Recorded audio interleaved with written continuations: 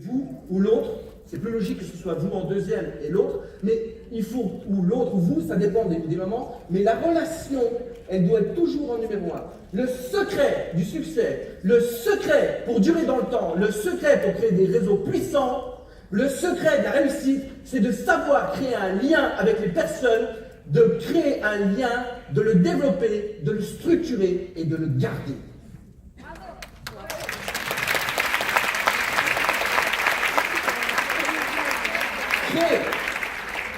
Il faut créer un groupe en utilisant la loi des premiers 90 jours. Le lien, rappelez-vous toujours de ça, le lien avec une personne.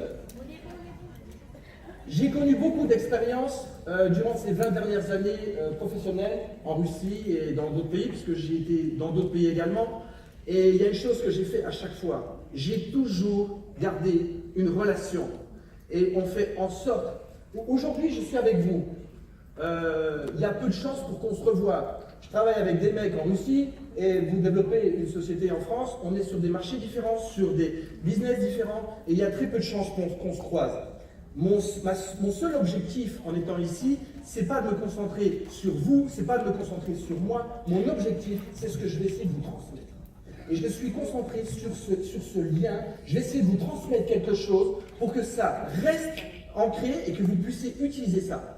Et quand vous aurez la prochaine fois une situation qui vous dérange, quand vous aurez quelque chose qui ne vous plaît pas, avec une première ligne, avec une deuxième ligne, avec vos sponsors, on dit en France, upline, comment on dit parrain, marraine, avec vos marraines, ou alors une incompréhension avec la société. Ouais, mais moi je suis pas d'accord.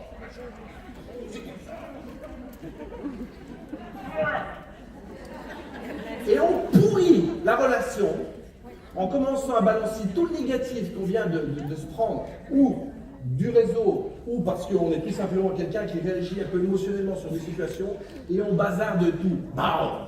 Et on a bousillé le lien. On a bousillé son image, on a complètement détruit sa relation. On a détruit sa relation. Et dans la vie, le plus important, c'est la relation que vous créez avec les autres. C'est numéro un.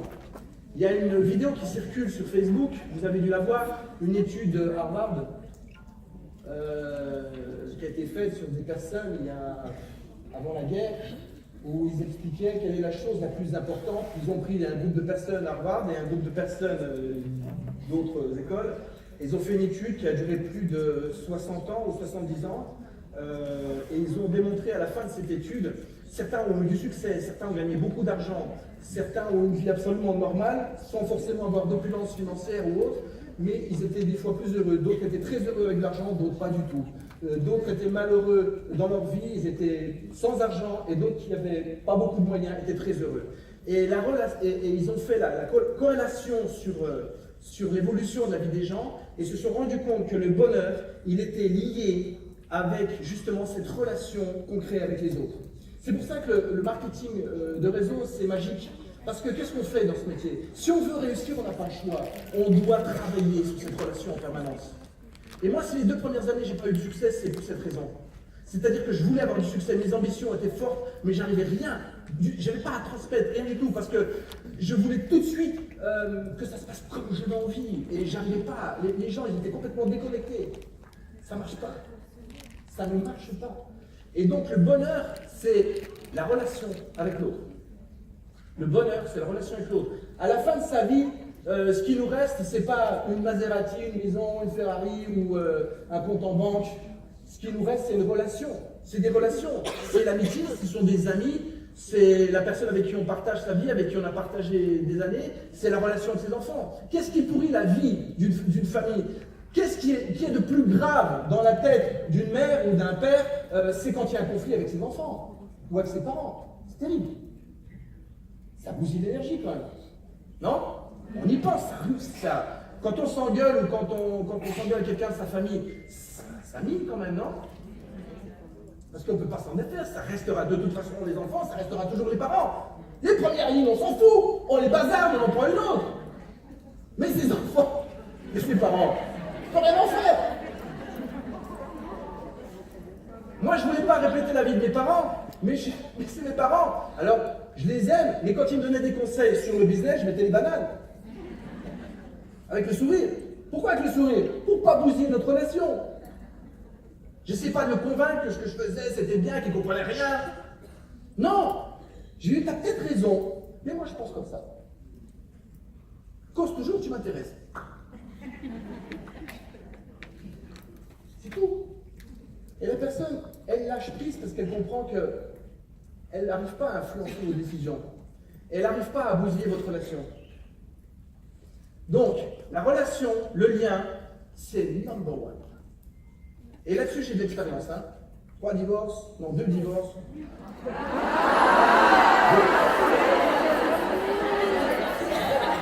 2 divorces, 3 mariages.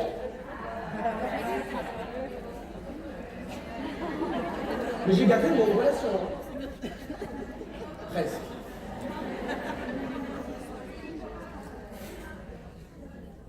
La Maserati, non, la Maserati, on l'a vendue. Non, là, avec mon épouse, on a vendu la Maserati parce qu'on a fait des gros investissements dans une société. Donc on a vendu pas mal de choses et entre autres, on a vendu la voiture. Parce qu'on habitait à Chypre, on est revenu à Moscou, et donc il faut faire des choix. Et faire des affaires, c'est faire des choix. À un moment donné, donc on a fait des choix. J'ai pris notre voiture à Moscou. La question, elle n'est pas matérielle. Le matériel, pour moi, c'est quelque chose qui peut venir et s'en aller. L'important, c'est de prendre du plaisir. J'ai fait de la moto pendant de nombreuses années. À un moment donné, j'ai arrêté de prendre du plaisir et j'ai senti que si j'arrêtais de prendre du plaisir, je pouvais avoir un accident. C'est-à-dire que si vous commencez à ne plus prendre de plaisir à faire quelque chose, il faut arrêter. C'est dangereux. Quand vous faites quelque chose, dans une relation, vous devez prendre du plaisir.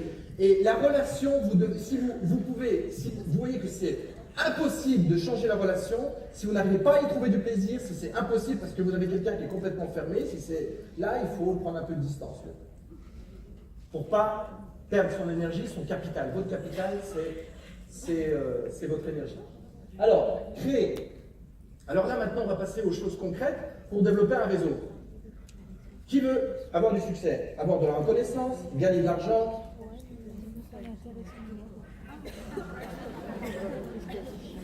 Souvent, on dit, vous devez avoir des objectifs. Ouais. Alors moi, je veux dire un truc, moi, j'ai jamais eu vraiment d'objectif clair. Je sais pas. Oui, je voulais toujours avoir des choses qui me plaisent, etc. Mais il y a des choses qui étaient très très claires dans ma vie. Un de mes premiers objectifs, et c'est là où le multiniveau m'a sauvé la vie, comparé au business traditionnel ou à l'administration. Par exemple, quand j'étais fonctionnaire à Nice, je n'avais pas envie de ressembler à aucun de mes collègues. Il n'y en a aucun que je regardais et disais, bah, tiens, j'aimerais bien avoir une vie comme la sienne. Il n'y avait pas. Soit il y avait toujours quelque chose, il n'y avait personne qui m'inspirait vraiment. Dans le marketing de réseau, ouais, j'ai vu des gens qui avaient des vies qui m'inspiraient. Des gens qui arrivaient. Pourquoi ils m'inspiraient? Parce que finalement, pour créer des réseaux et avoir du succès, il faut savoir créer une relation avec les gens. Quand ils savent créer une relation avec les gens, c'est-à-dire que dans leur famille, souvent ça se répercute, il y a aussi une certaine relation qui s'installe dans la famille. Parce que c'est un ensemble, c'est une énergie de tous les jours. Et souvent, il y a des répercussions financières et les gens commencent à vivre mieux. Et j'ai été inspiré par le succès des gens qui réussissaient dans le marketing de réseau. Et la première chose, le premier objectif que j'avais envie, la première chose qui m'a motivé, vous savez c'était quoi? Pour avoir des bagnoles et tout ça. Les crédits, bien sûr, oui, c'est clair. Mais ça, c'est pas l'objectif, le crédit. Ça, c'est un truc dont il faut se débarrasser. Hein? Être heureux. Ouais, mais ça, je comprenais pas non plus. Être un exemple?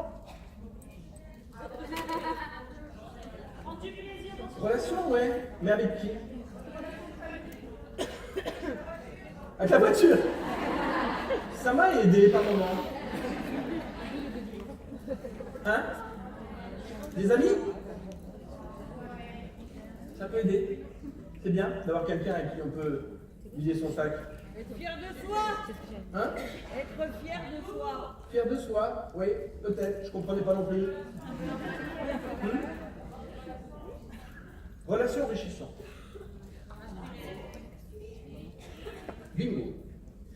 Mon objectif numéro 1, c'était de tout faire pour me retrouver le plus proche possible des gens dont la vie m'inspirait. C'était mon objectif numéro 1. J'ai réussi parce que je voyais des personnes qui étaient des parrains, des sponsors, des gens qui avaient du succès, et leur vie, leur philosophie, la façon qu'ils avaient d'être m'inspirait. Et je me disais, j'aimerais bien être à côté de ces gens-là, j'aimerais bien partager mon temps avec ces gens-là, j'aimerais bien apprendre de ces gens-là, j'aimerais bien avoir des relations intéressantes. Et j'avais envie de me nourrir de ça. Il y a un problème, c'est que quand ils sentent qu'on veut se nourrir ils s'échappent. Parce qu'on devient un vampire. Donc il y a un truc, si vous voulez recevoir des gens qui ont du succès, eh bien il va falloir que vous fassiez quelque chose pour leur donner de la puissance à ces gens-là. Parce que si vous donnez de la puissance à la puissance, vous allez récupérer de la puissance. Quand vous donnez de la puissance aux gens qui ont une certaine puissance de réussite, vous récupérez la puissance x 10. Donc, comment faire pour que ces gens-là, ils aient envie de passer du temps avec moi?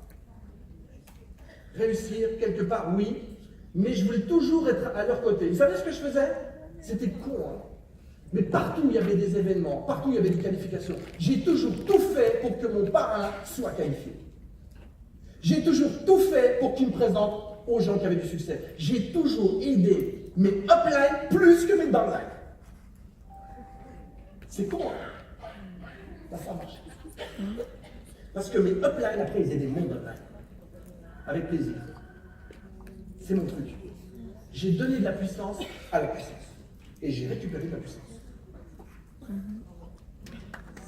C'est...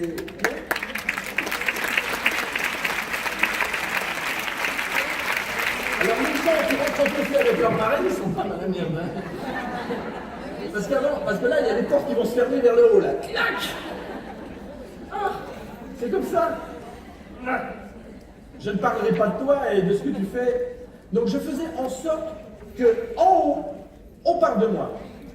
Comment? En ayant des résultats. Et ça, c'était mon moteur. C'était mon moteur. Je voulais avoir un peu plus de personnes aux événements que les autres pour me faire remarquer par ces gens-là. C'est pas parce que je voulais avoir plus de monde et que je voulais plus d'argent. Oui, mais c'était plus une conséquence de mon objectif principal qui était d'avoir des relations enrichissantes.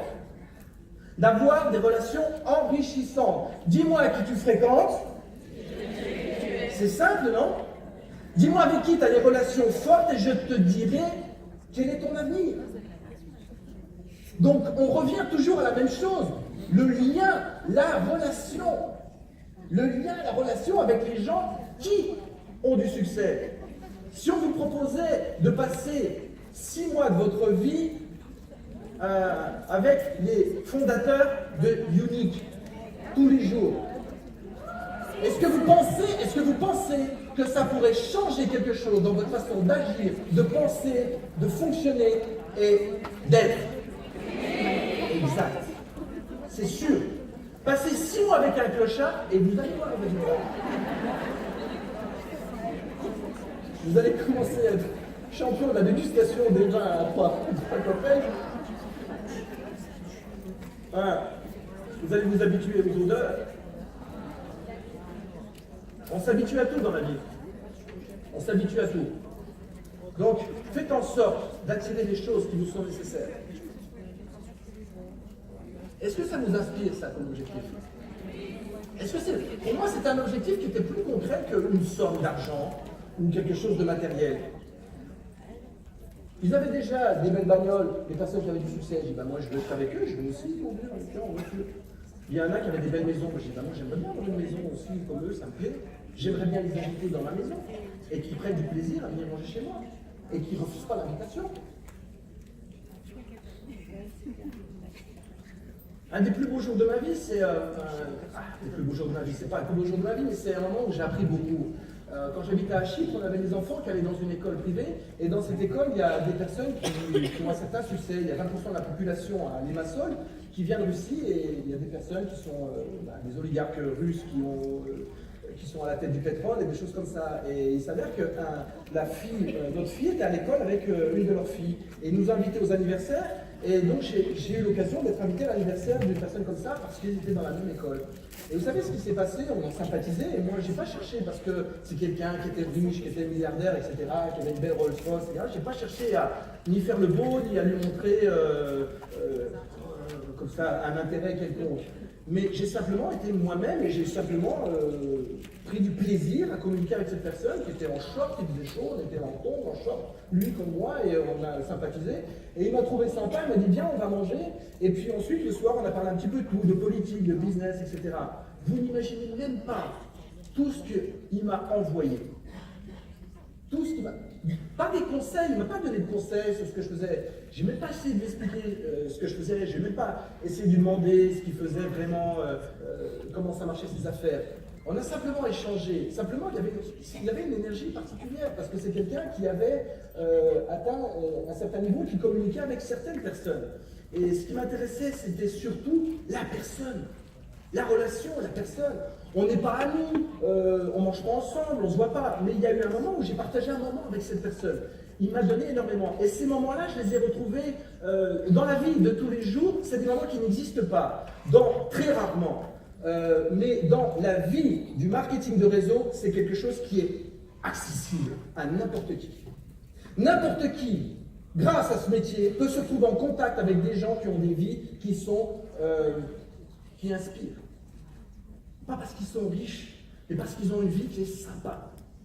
Parce qu'ils ne se prennent pas la tête, parce qu'ils voyagent confortablement, parce qu'ils font des voyages sympas, parce qu'ils ont des maisons qui sont confortables, parce qu'ils ont des enfants qui ont l'air épanouis. Et c'est inspirant, ça vous inspire, vous?